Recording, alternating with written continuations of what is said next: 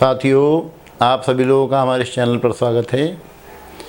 हमने अपनी पिछली वीडियो में आप सभी लोगों को यह बताया था कि का सर्वयोग किस प्रकार से बनता है। आज के इस वीडियो में हम आपको यह बताएंगे कि का सर्वयोग होता कितने प्रकार का है। साथियों, अभी हमारे इस चैनल पर 301 सब्सक्राइबर हैं।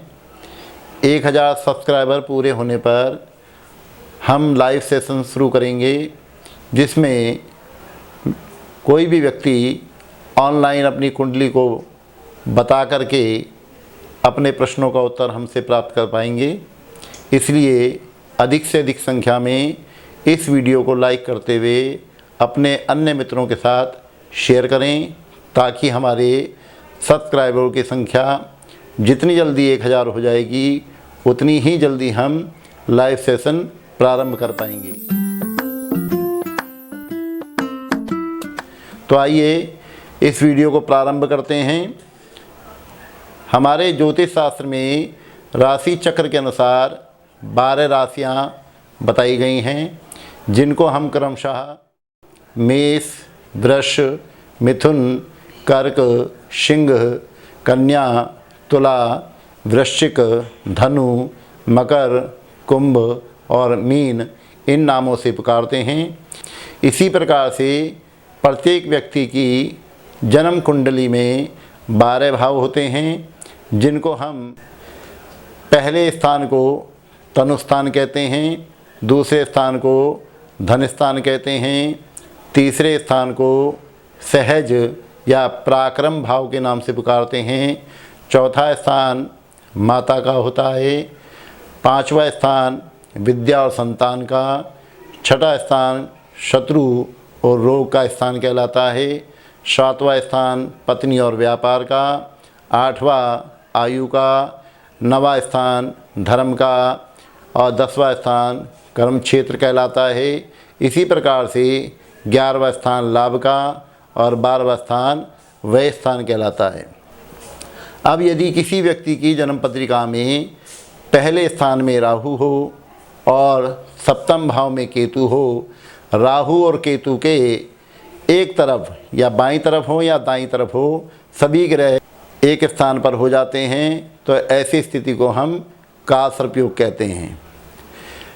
जन्म पत्रिका में पहले स्थान पर यदि राहु है तो 7वें स्थान पर केतु होगा, एक प्रकार का काल सर्पयोग यह हुआ।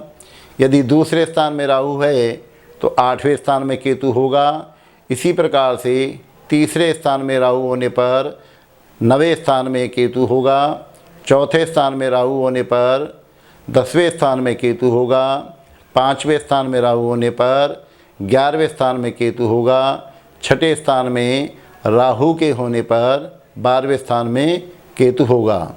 यदि हम इस स्थिति को पलट देते हैं, अर्थात लगन में केतु हो और सप्तम भाव में राहु हो, द्वादश भाव में केतु हो, छठे स्थान में राहु हो, एकादश भाव में केतु हो, पंचम भाव में राहु हो, दसम भाव में केतु हो, चौथे स्थान में राहु हो, 9वें स्थान में केतु हो, तीसरे स्थान में राहु हो, अष्टम भाव में केतु हो और दूसरे स्थान में राहु हो। इस प्रकार से जन्म पत्रिका में अनेक प्रकार के काल सर्पयोगों की रचना की जा सकती है या रचना हो सकती है, लेकिन प्रमुख रूप से काल सर्पयोगों की संख्या 12 ही होती है, जिसमें आज के इस वीडियो में हम आपको सबसे पहले वासुकी नाम के काल सर्पयोग के बारे में बताएंगे।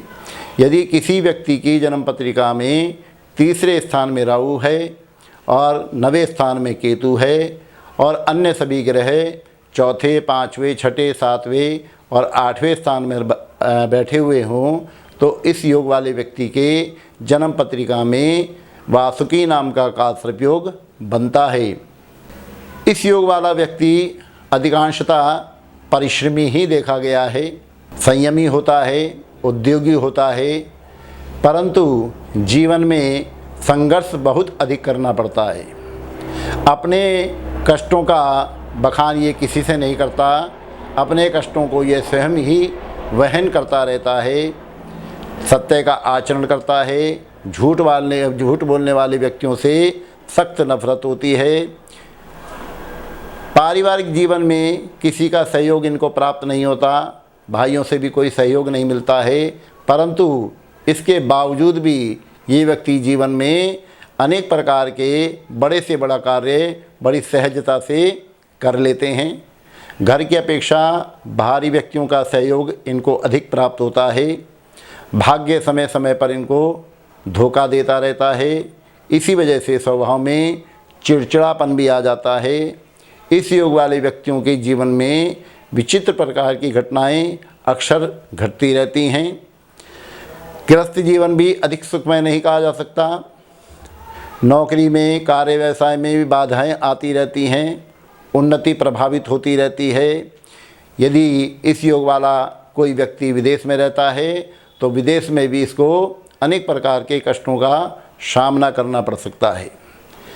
इस योग वाले व्यक्तियों को भावुकता में कभी भी किसी प्रकार के कानूनी दस्तावेज़ों पर साइन नहीं करना चाहिए। यदि ये भावुकता में किसी प्रकार के कानूनी दस्तावेज़ों पर साइन करते हैं तो उसको लेकर इन्हें बाद में पछताना भी पड़ सकता है। इस योग वाले व्यक्ति अधिकांशतः कुछ नास्तिक स्वभाव के ही देखे गए हैं। ईश्वर में, धर्म कर्म में इन व्यक्तियों की रुचि अक्सर कम ही रहती है, परंतु जीवन में यदि ये लोग उन्नति करना चाहते हैं तो सबसे पहले अपनी जन्म पत्रिका में बने हुए इस काल सर्प को निवारण इनको किसी योग्य व्यक्ति से करवाना चाहिए और ईश्वर की तरफ ध्यान लगाना चाहिए, क्योंकि धर्म कर्म में रत रहने से, धर्म कर्म में आस्था रखने से निश्चित ही ग्रहों की शांति होती रहती है और जीवन में उन्नति की ओर व्यक्ति अग्रसर होने लग जाता है। साथियों, यदि आपको हमारा यह वीडियो पसंद आया हो तो इसको लाइक करते हुए आप अन्य मित्रों के साथ इसको अवश्य ही शेयर करें।